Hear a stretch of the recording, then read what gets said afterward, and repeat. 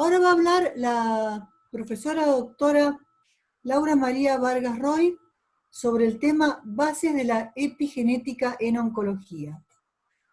Ella es doctora en medicina, investigadora del CONICET, a cargo del Laboratorio de Biología Tumoral del Instituto de Medicina y Biología Experimental de Cuyo, el INVECU, que nos abrió las puertas a todos los que hemos querido hacer investigación clínica acá en la provincia.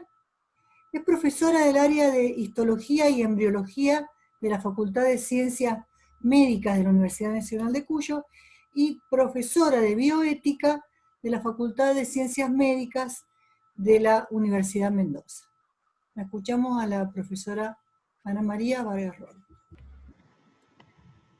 Buenas noches, muchísimas gracias a los organizadores que me han invitado a participar en esta jornada para hablar sobre un tema que es lo que está después de la genética, que es lo que ha hablado Alejandra, y que corresponde a la epigenética en oncología, centrándonos por una cuestión de tiempo en lo que sería carcinogénesis oral. La epigenética es una disciplina de la biología que la podemos definir como el estudio de los cambios heredados durante las mitosis o meiosis que modifican la expresión de los genes sin alterar su estructura. El término fue acuñado por primera vez a mediados del siglo XX por un investigador inglés, Conrad Waddington, que tenía muchas áreas de interés en su investigación, pero él se preocupó mucho por la embriología y no encontraba respuesta a todos los procesos que veía en la embriología, no encontraba respuesta exclusivamente en las alteraciones genéticas. Algunos autores, haciendo una interpretación sumamente amplia de lo que es la epigenética, dicen que es el puente que existe entre el genotipo y el fenotipo. Es decir, de qué manera un genotipo similar, que puede ser el compartido, o que es el compartido por gemelos unicigóticos, puede después expresarse de manera distinta. Tal vez no tan distinta como fue hace muchos años en una película caricaturizado, ¿no? Pero un genotipo puede expresarse, y se expresa de hecho de distintas maneras. Son múltiples los mecanismos epigenéticos descritos hasta la fecha, pero los podemos agrupar en tres grandes procesos o segmentos: en modificación de histonas, en ARN de interferencia y en metilación de ADN. Vamos a empezar con la metilación del ADN, que es el primer proceso epigenético que se describió y por eso es el que se ha estudiado más en profundidad, aunque hoy en día hay libros y hay papers de todos los mecanismos epigenéticos que se les puedan ocurrir. Y la metilación consiste en el agregado de este pequeño grupo, un átomo de carbono y 3 átomos de hidrógeno, en el carbono 5 de la citosina. ¿Dónde tenemos citosinas? En todo nuestro genoma. Pero las zonas que se metilan especialmente son las llamadas islas de citosina guanina, que están muy densamente agrupadas en ciertas regiones del gen. Clásicamente se describió que la hipermetilación, que es lo que estamos viendo acá en la región promotora de un gen, producía el silenciamiento de ese gen. Y eso es verdad, pero ya es algo que representa una verdad a medias en la actualidad, porque hablar de metilación del ADN de un gen automáticamente no implica silenciamiento. A medida que se fue avanzando en la investigación, se observó, como yo estoy señalando, que si lo que se metila no es, por ejemplo, la región promotora del gen, sino los primeros exones que también tienen islas CG, lo que va a pasar no es que se reprime la expresión de ese gen, sino que ese gen se expresa. Por eso hoy en día es incorrecto decir tal gen está metilado, sino que uno tiene que especificar tal región del gen en tales bases está metilado o no, porque el efecto es distinto. Vamos a ver acá. Hay una revisión que ha salido este año y que yo se las recomiendo, el que tenga interés en ingresar en este mundo de la epigenética, que corresponde a modificaciones epigenéticas en cáncer de cabeza y cuello.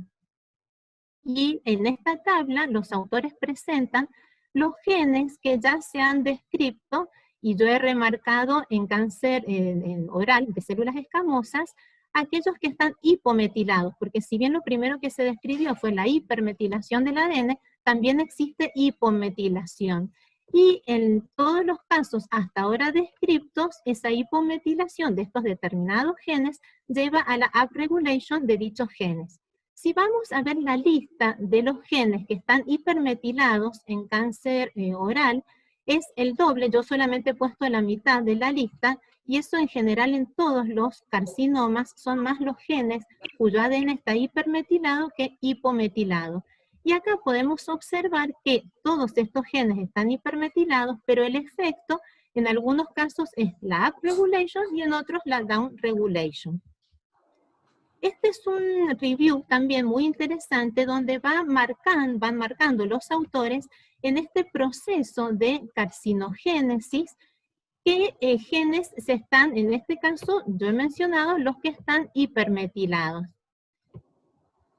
Y podemos ver, y es muy interesante y llama la atención, en este gen hipermetilado, el CDH1, que codifica a la caderina E, y que cuando está hipermetilado no se expresa la proteína, y ese es uno de los procesos por los cuales esta célula epitelial deja de tener relación con las otras células epiteliales, y es uno de los mecanismos que hablan de la transición epitelio-mesenquimática que va a llevar a ese carcinoma in situ a un carcinoma invasor.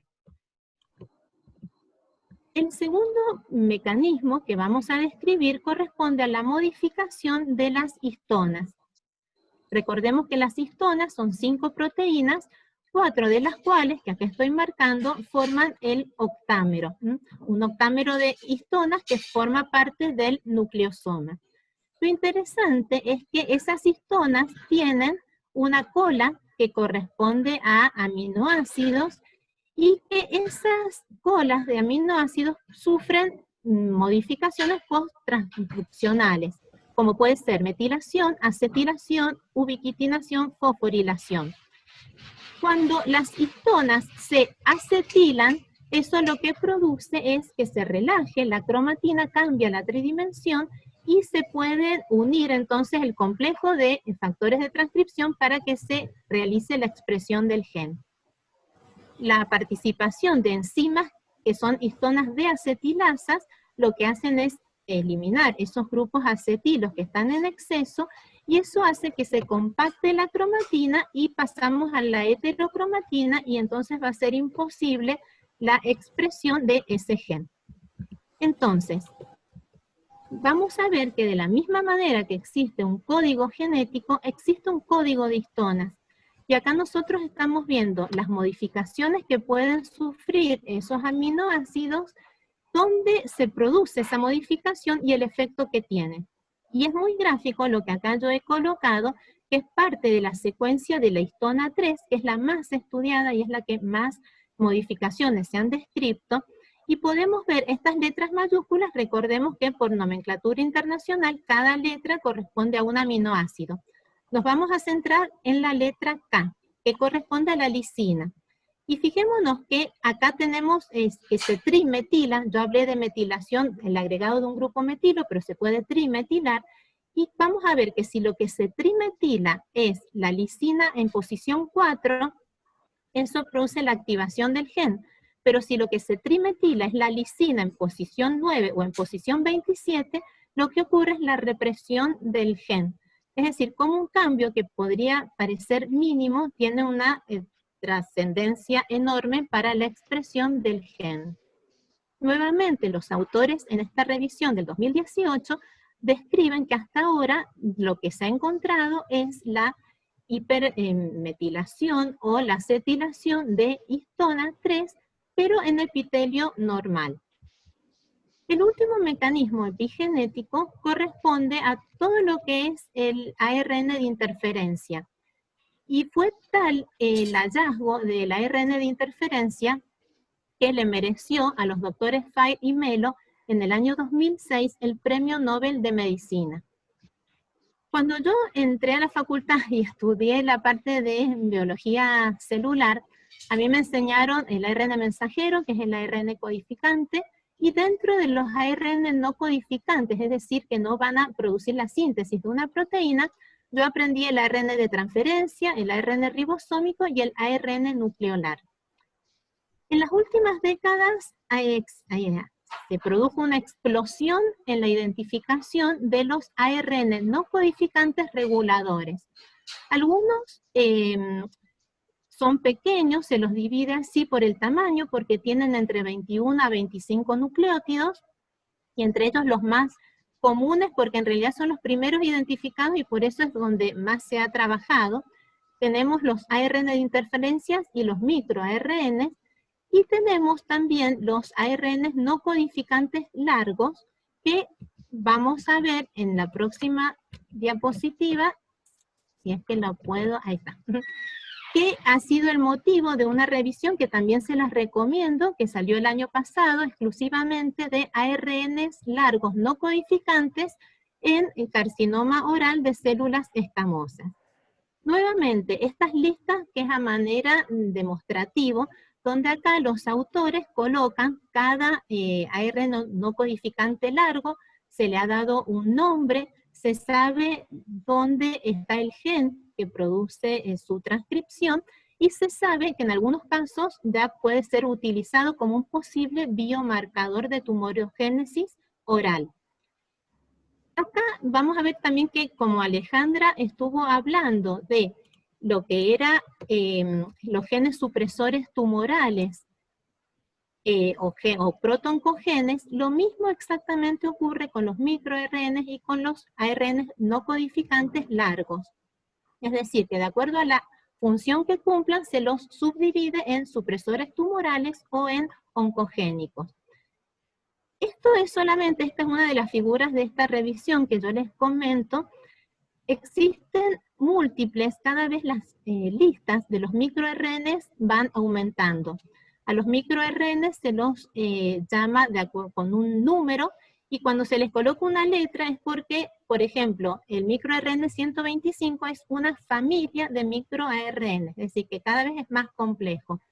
Los microRNs básicamente, ¿cómo funcionan? Se unen, fíjense que es una secuencia muy cortita de una sola cadena de ARN, que cuando salen del núcleo se van a unir a ARNs mensajeros de otras proteínas y van a impedir que se sintetice esa proteína.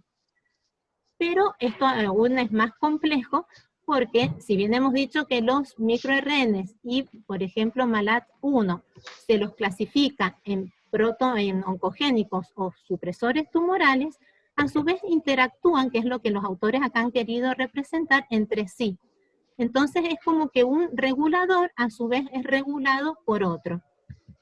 Nuevamente, vamos a ver, ahí, en esta revisión, también los autores hablan de los microRNs que ya están identificados en, por ejemplo, hiperplasia oral, y esta es probablemente la transición que a todos los investigadores los atrae.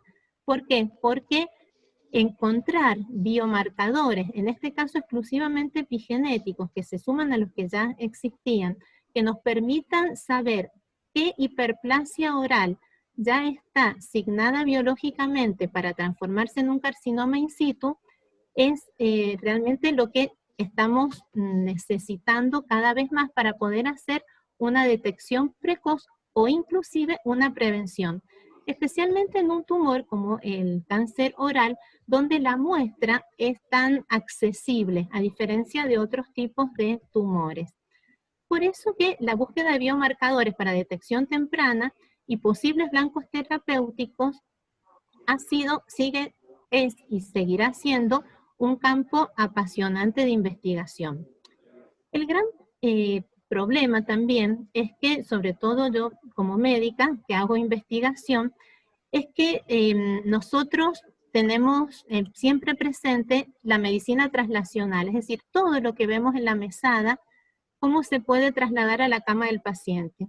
Y eso dramáticamente lo graficó Nature hace muchos años en esta figura, donde plantea la medicina traslacional como tener que atravesar el valle de la muerte. una ínfima cantidad de las moléculas que describimos en el laboratorio realmente tiene una importancia en el momento de diagnosticar o de tratar al paciente.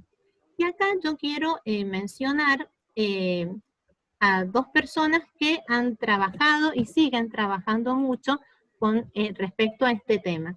Una es la doctora Emilce Rivarola, que como ella comentó, para mí ha sido un placer durante muchos años haber desarrollado y ser testigo de la pasión que pone para encontrar estos biomarcadores. Y la otra persona es la doctora Flavia Bruna, ella es licenciada en Biología Molecular, se doctoró en Chile, que trabaja en el INVECU, que es el instituto donde yo trabajo, y que ella en este momento, desde que volvió de Chile, está llevando adelante todo lo que es investigación en búsqueda de biomarcadores en carcinoma oral.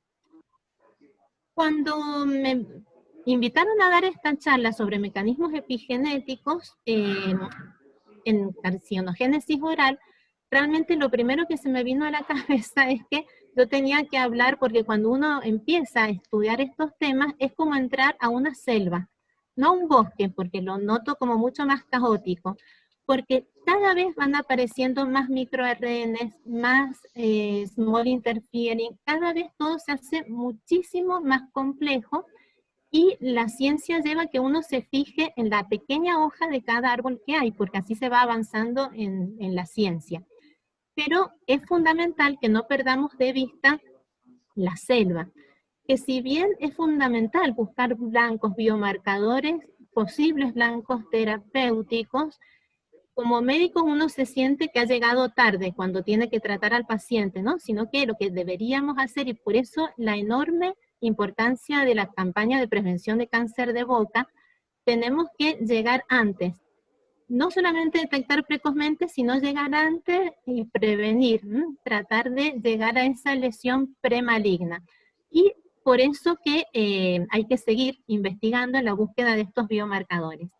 Y para terminar, con una nota de color, cuando hace muchos años yo ingresé en el mundo de la epigenética en el área de carcinoma de mama, me encontré una vez preparando una charla con este chiste.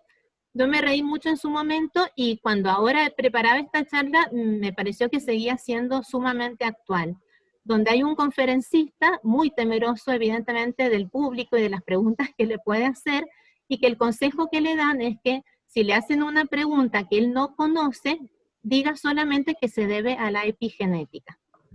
Muchas gracias.